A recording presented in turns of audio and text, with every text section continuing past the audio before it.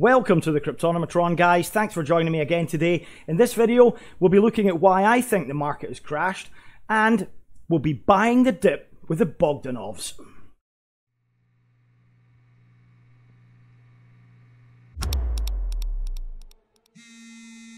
Bogdanoff, e-book The Deep. Continuité d'Homp. E-panic sol. Temporary bottom, reversal. E-not paying. Pour Ampit and Payant a bull flag. If routine. Put him to sleep. Load the Korea food. Is awake. Make him think it's the bottom. Drop off the volume. E-bot mode. Dump it again. So a little more on the Bogdanovs now. Igor and Grichka Bogdanov are fraternal twin brothers.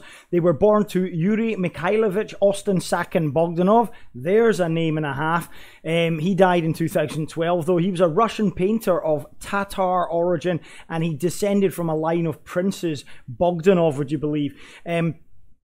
Igor was the firstborn, and his brother Grichka was born 40 minutes later. They were raised by their grandmother, the Countess Bertha Kolorat Krakowska in Saint Larry, Georges in southern France. The twins both speak German. They're also learning French, Russian and English. Let's look at 10 unusual facts about the Bogdanovs. Bogdanov fact number 10. The first city on Mars will be called Bogdangrad by Elon Musk. In honor of the Bogdanovs' contributions to science fiction and physics, the first city on Mars will be called Bogdangrad. Bogdanov fact number 9. Well, it's clear that these guys have been through some plastic surgery. They have had cosmetic surgery for many years now, and it's been rumored that they're actually addicted to the cosmetic surgeries. And these guys, these twins were pretty good looking when they were younger, and they were on television as well. So you can understand why they'd want to try and keep their good looks as they got older. They are in fact 70 years old, would you believe? And it doesn't show, does it? Bogdanov fact number 8. Having been descended from royal lineage themselves, the Bogdanov twins have married into royal lineage, or nobility at least. Igor has 6 children, 4 before the plastic surgery and 2 afterwards. He's married into royalty twice. Firstly, the Countess Ludmilla de Outremont, and after that he married Emilie de Bourbon de Parme. She was daughter of a prince.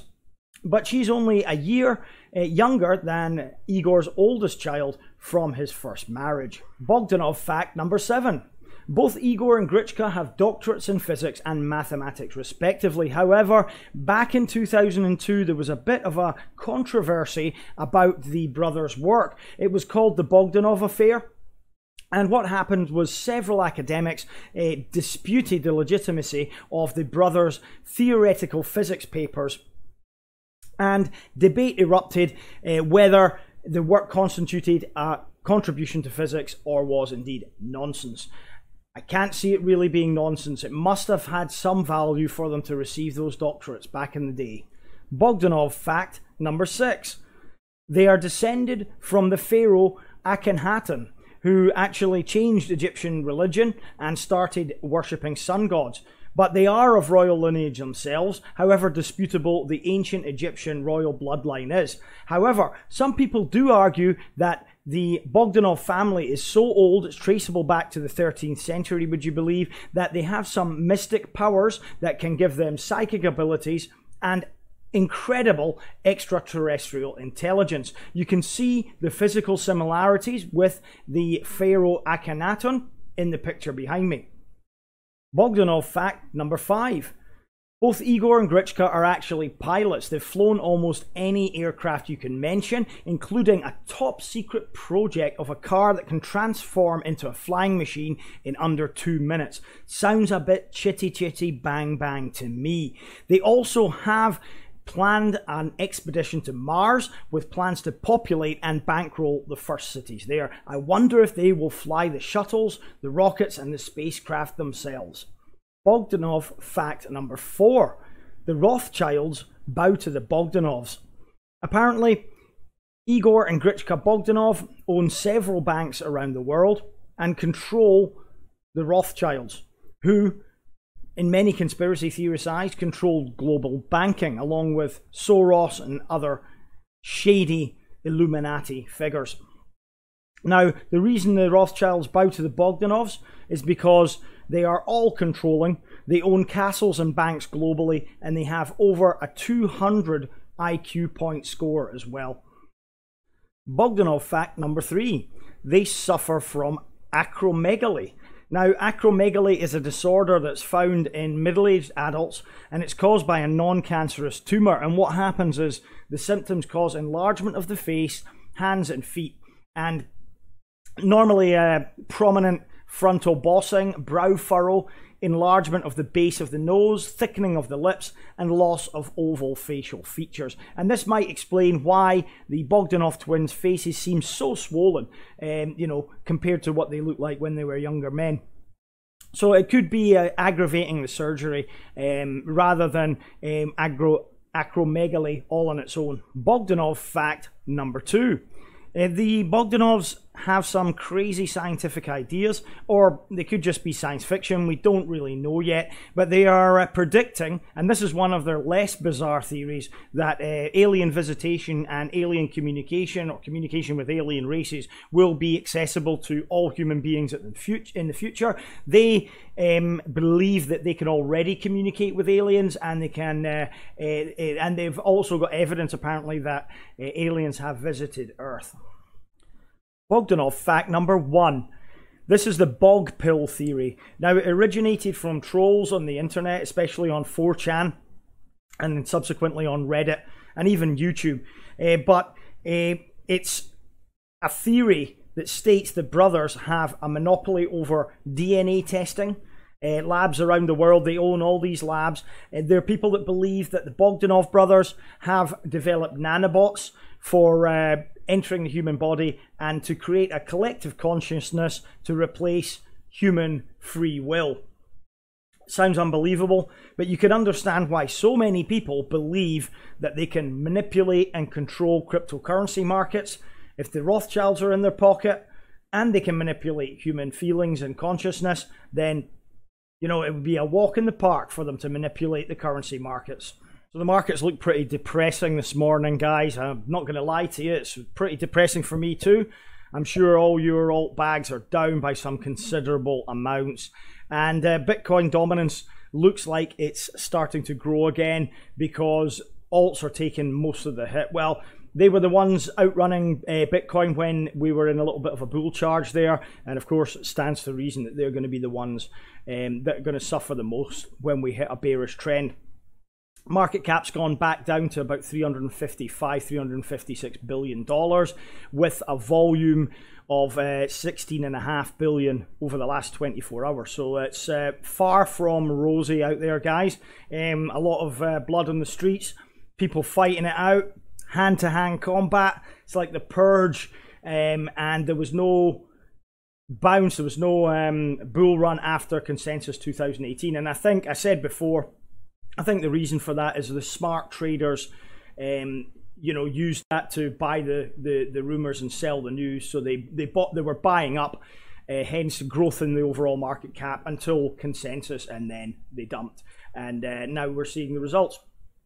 Pretty easy to do. You know, if you're a clever trader, you play on the market sentiment, and you can anticipate what's going to happen before it does happen. And that's exactly what's happened here. I think the majority of decent traders have been planning for this, and you know, it wouldn't have mattered really where you got in, as long as you got in before Consensus at a decent time. 3 or 4 weeks before would have been probably ideal. Then we had a little bull run, and of course they sold the news as soon as Consensus started, or you know, a couple of days in. So that's my take on what's happened anyway. In addition, there really isn't the coverage or the hype at the moment that there was back in December and January, sorry. A bit rattled this morning, still need my coffee, sorry. Right, so yeah, that's pretty much another reason why it's not really gaining traction, and every time it looks like it's going to go on a bull run, there's a false dawn. It's sort of like a bull trap really every time. But the hype will return eventually. You just got to be strong, guys, and I know it's depressing. Of course, it could be the Bogdanovs as well. Bogdanovs could have done this. So a couple of ICOs now in very early development, thanks to Cryptonomatron on Twitter, Telegram, and also on YouTube on the Netflix and Chill podcast. I'll link to them below in the description. And these two projects, as I said, are in very early development, but I thought I'd bring them to your attention so you can keep one eye on them at least. This one, Ankr, it's a distributed cloud computing on trusted hardware with plasma chains. They have an interesting concept on proof of work, enabling proof of work to be done on SGX-enabled CPUs, basically to ensure or continue ensuring confidentiality, privacy, and security, but also cutting down on the amount of wasted energy that they use. So this is definitely one to keep an eye on. They've got a native Oracle service as well. The team looks rather impressive, technically minded, I think, with some experience at Amazon. I note there the couple of co-founders at the top, but also connected with blockchain at Berkeley. So that might be where the value is in this project. Again, backed by some Chinese venture capital or investment firms. So another interesting project that you might want to keep an eye on is this Harmony. It's going to try to scale to a very ambitious 10 million transactions per second with low latency and low fees. Now, there's no website yet. All that's available is this 7-slide PowerPoint presentation. So make of that what you will. Again, very early development, both of these projects that I'm bringing to you today. 13,000 transactions per second with 1,800 nodes online already being achieved by OmniLedger. So that's pretty much the competition they're trying to chase down. There is a table in the presentation that outlines some of the other competitors as well, with the different the different ways they're trying to solve the scalability trilemma and how far they've got in doing that. They've got some milestones here. It's going to be open source, novel architecture. So yeah, it's interesting. Definitely aroused my curiosity when I was alerted to it. And it's got a very small team, but they look like a very competent team as well. Stephen Say, he's a UPenn PhD.